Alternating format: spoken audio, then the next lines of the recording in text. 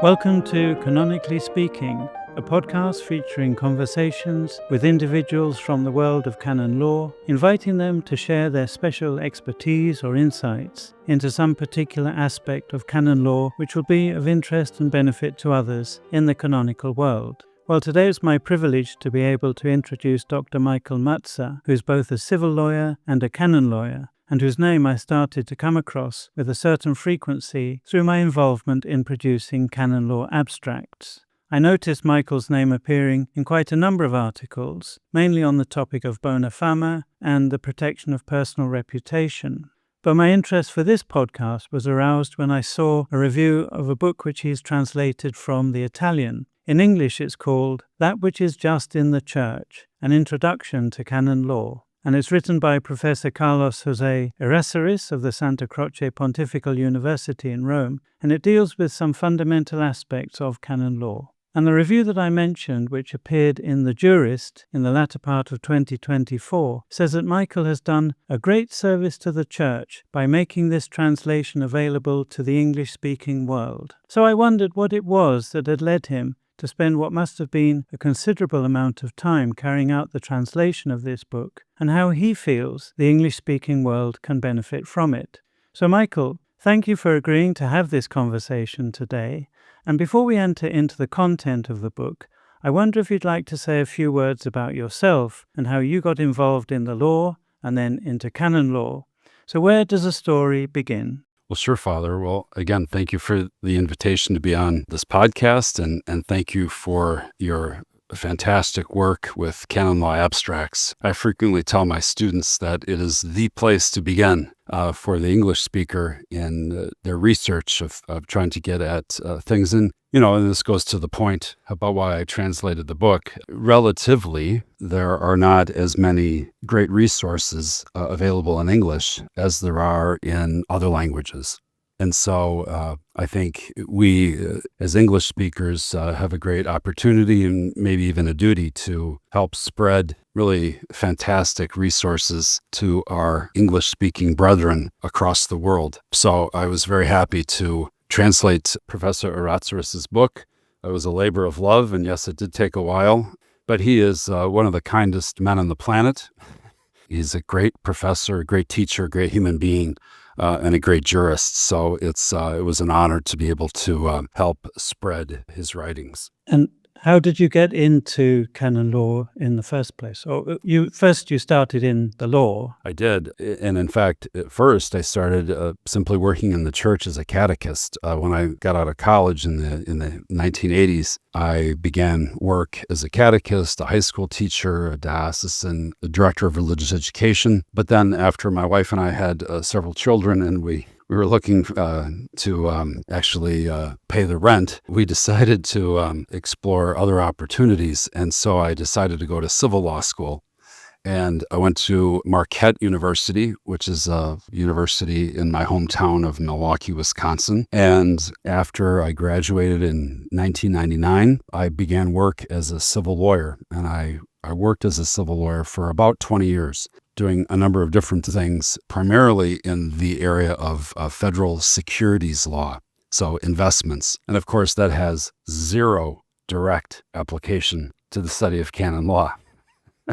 Other than there is a focus on transparency. There's a focus on the power of words, the use of words, and building systems of integrity. And so actually toward the end of my career as a civil lawyer, my wife and I were actively discerning how we could be of assistance to the church. And for a number of years, I had been regularly attending a canon law conference that had been initiated by Cardinal Raymond Burke in my home state of Wisconsin at the Shrine of Our Lady of Guadalupe in La Crosse, Wisconsin. So it's about 3 hours west of Milwaukee. So it's not far. And I began going there. I think the first one was in 2010. And it was just a wonderful conference. I mean, there were wonderful people from all over the world who came. and it was for civil and canon lawyers. And I went just because I was fascinated with the topics and was learning a lot. But in 2014, there was one presentation by a civil lawyer, not a canon lawyer, but a civil lawyer, who had helped a priest who had been accused in this priest's home diocese. And something began stirring in me saying, essentially, maybe that's what the Lord wants me to do, is to marry my love for canon law with my abilities as a civil lawyer and really try to work to help in the little amount that I could kind of clean up the mess that we have in the church in the United States. And so that I nurtured that call for a little bit, went on retreat, went on a pilgrimage or two, took it to spiritual direction, because it was a big leap. I mean, I had a lovely job working at this law department, but something kept knocking at the door. And being in England, you'll appreciate this. Part of my discernment was going on a pilgrimage that included both London and Rome. And my family and I spent some time at Tyburn, and then we spent some time at the Venerable English College in Rome. So there was a little bit of a connection about how to help priests during a very difficult time. And that really moved me. So that's when I began studies at SantaCroce in Rome. And you specialized in that area of the reputation of priests. Yes, that was always on my mind as really from the first days that I began to study. But what really impressed me from my first days at SantaCroce was the approach that these professors took. And I had done some research into the various universities that taught canon law. And of course, Catholic University was certainly an option for me because I'm from the United States and my English is pretty good, notwithstanding that. But what I really wanted to do was immerse myself in what I thought is really the language of the church these days, which is Italian. The language of the law is still Latin, but for all practical purposes, to really be fluent in Italian is extremely helpful. So I wanted to study in Rome. And there was something about the faculty at SantaCroce where I just kept coming across their articles and things that I was reading. And I thought, there's something that they're talking about there that I think is very important, particularly, the Hervada school, for lack of a better term, of a juridical realism. And I wanted to immerse myself in that. And then, of course, when I got there, one of the most beautiful things, one of the most memorable things is that in the first class with Professor Errázuriz, we spent about 2 months talking about what is law. And of course, the famous phrase is not what is law, because we're learning in Italian, but he said, "Cos'è il diritto?" What is the diritto? And that was the Italian. And then, of course, we quickly got into the difference between lex and jus in the Latin. And I was just overwhelmed. It was really, really beautiful. And, having been schooled really in the school of positivism,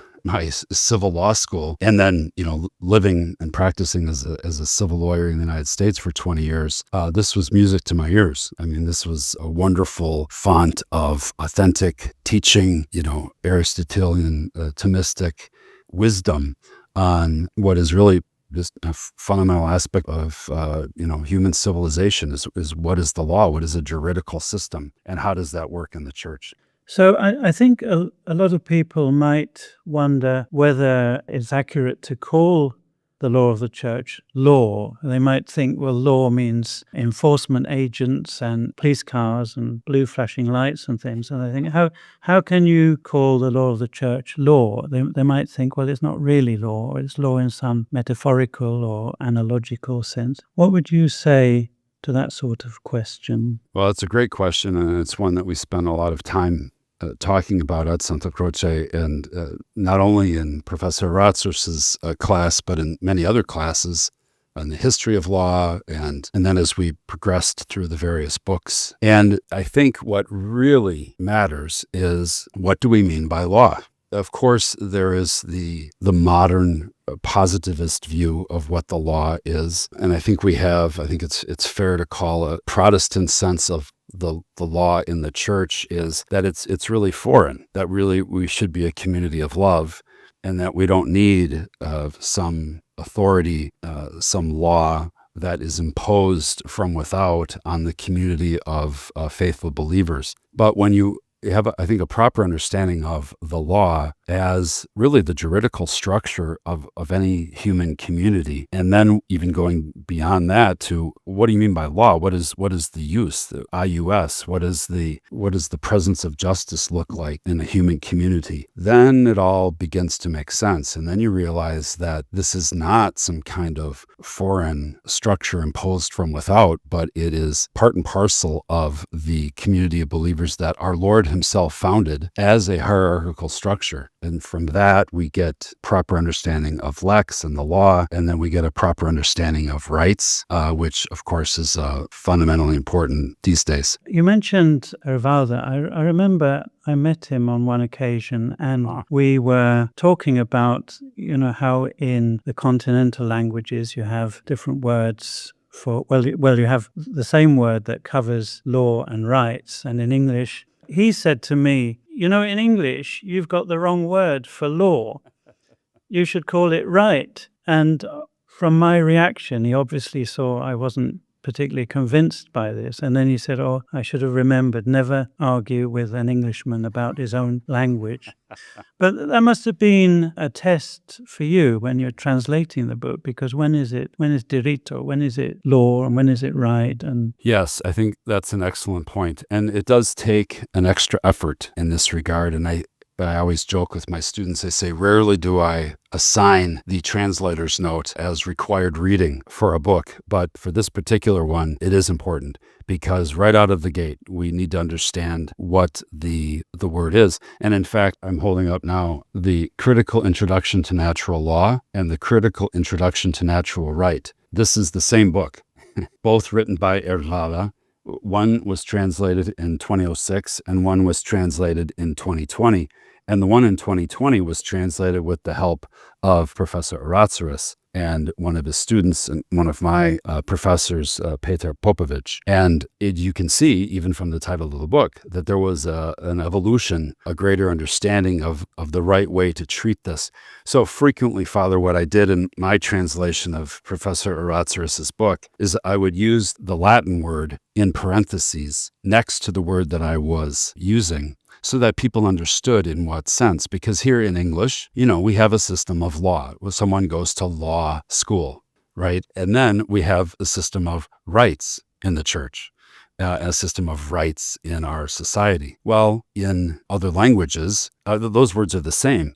In English, we use the two different words, law and right. But really understanding this connection between law and justice and right and the common good and truth and reality, it's absolutely fundamental. And what was really beautiful about my canonical formation was the very clear links we were making to the Second Vatican Council and the ecclesiology of the Second Vatican Council, the better understanding of what human rights are. And of course, this didn't, fall out of the sky in 1962.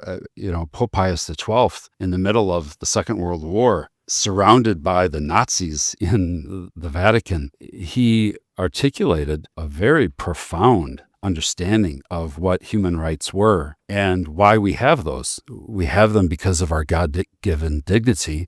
And we don't lose that the day that we get baptized or the day that we get ordained. These are fundamental rights, and they need to be nurtured and respected. And then as we walk through the formation of the 83 Code, we talked about the important synod in October of 67, where the foundational principles for the revision of the code were articulated. And there was a very obvious focus and a well-articulated focus on the need for a better understanding of how subjective rights worked in the church. And that is much more than just simply some subjective claim where someone walks up and says, well, I have a right to, and then, fill in the blank. These aren't created in our own minds. They have to be based in reality and in truth, absolutely correlated with a duty. And they are all part of a framework that the ultimate goal of which is, of course, is the salvation of souls.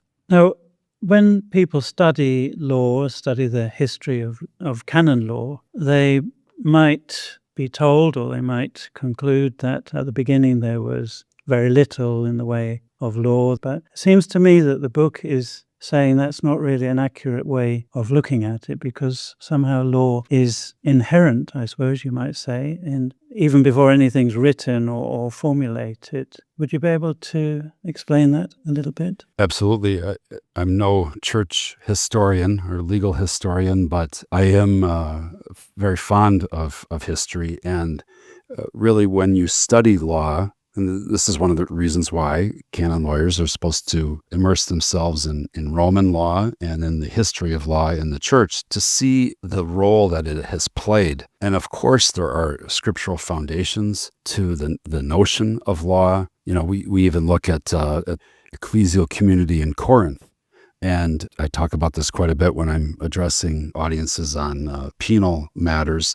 Paul was writing to a community where there was a certain kind of sexual sin. And he specifically told them, look, you need to expel these particular people from your midst, because it's not something that we generally think of Paul saying, but there is a difference between sin and crime. And there are obviously, all all sin is harmful, but there are particular kinds of sin that are so destructive of the ecclesial fabric, the network of relationships that hold a community together, that there needs to be a penalty. And sometimes, of course, that penalty is expulsion.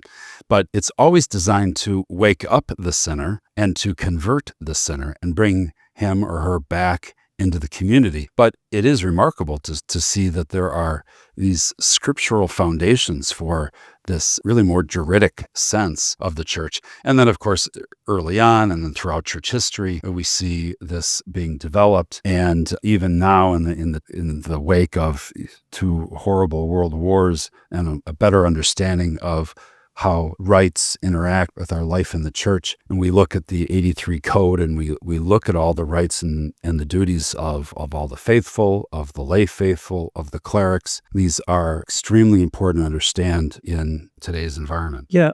And it seems to me that what the book is saying is that there are rights which would be rights even if they were not formulated in positive terms. So, we have the rights of the faithful, which presumably the faithful would have those rights even if they weren't set out in the canons 208 to 223, because it's something that is part of the very fabric of the church, relationships of justice. That seems to me a central point that the book is making. Would you agree? Absolutely. And I think it's particularly important for a positivist society.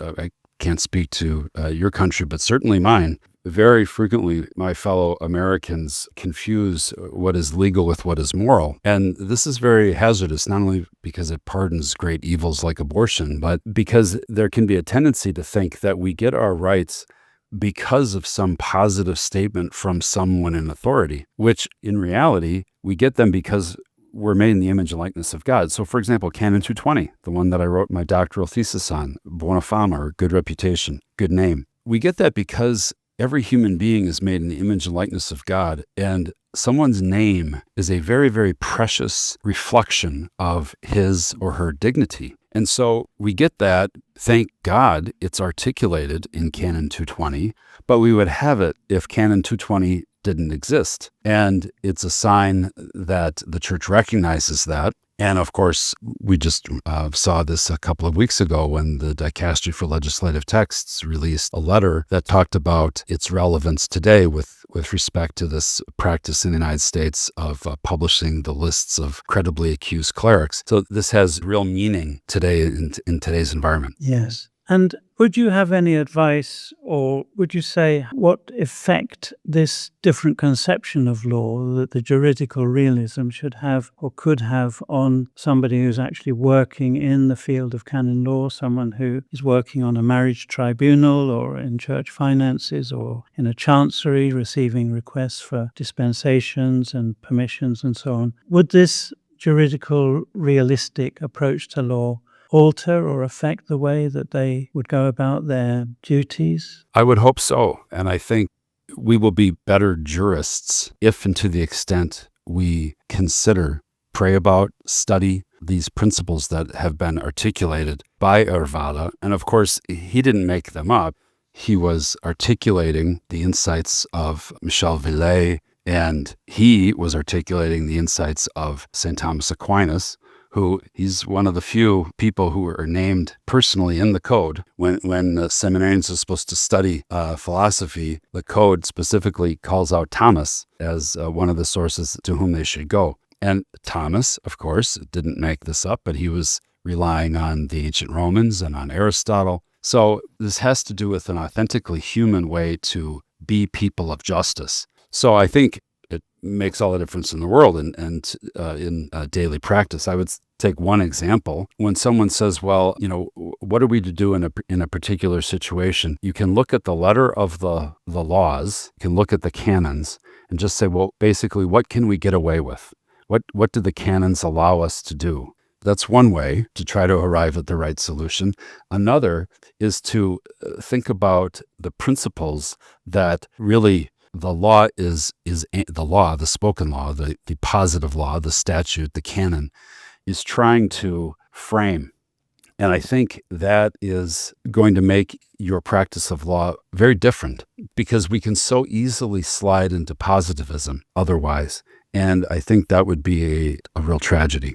I was pleased to notice just the other day, after inviting you to speak on this podcast, I was pleased to notice that a book has recently been published by the Catholic University of America called The Concept of Use and the Nature of Law in Thomas Aquinas, and it's the proceedings of a 2023 conference organized by the Pontifical University of St. Thomas Aquinas, the Pontifical University of the Holy Cross, and the Angelicum Thomistic Institute. So that sounds like very good news. It seems quite a wide range of speakers there on various historical and doctrinal aspects of Aquinas' concept of use. So perhaps it's making a comeback, the concept of use. Certainly. Going in the right direction. It was a wonderful conference, and the book of which you speak is edited by two people, one of whom is Petar Popovic, the young priest of whom I spoke a few minutes ago. He teaches at SantaCroce and is a brilliant scholar, and his English is fantastic, and so he's very well positioned to translate these things to an English-speaking audience. So I highly recommend that book. I'll put the details of the book that you've translated and of this book in the show notes to this podcast. And have you got any more translations in the offing? Well, not at the moment, but there's a big pile of things to be translated, to be sure. I have also translated another book of two of my professors, Thierry, who is a fantastic historian, and then Eduardo Baura, who was my thesis director. And their book is called The Church, Persons, and Juridical Goods, An Introduction to Canon Law. And this one is designed to be self-contained. It's shorter, but I think is very helpful for, say, seminary students like the ones I teach. The book by Professor Errázuriz, That Which is Just in the Church, is part of a much bigger 2-volume set that really needs to be translated into English, but one step at a time, paso a paso. Well, thanks for all you've done so far, and that's all we've got time for today. But thank you very much for today, Michael, and it's been a fascinating discussion, and I hope that it's sparked interest in some of the listeners, just as the book and the course you did in Rome sparked interest in you and inspired you to want to let others hear and learn about it and be inspired by it in their turn. So thank you once again, and I hope we can talk again before too long. Thank you. God bless and goodbye. Thank you. God bless.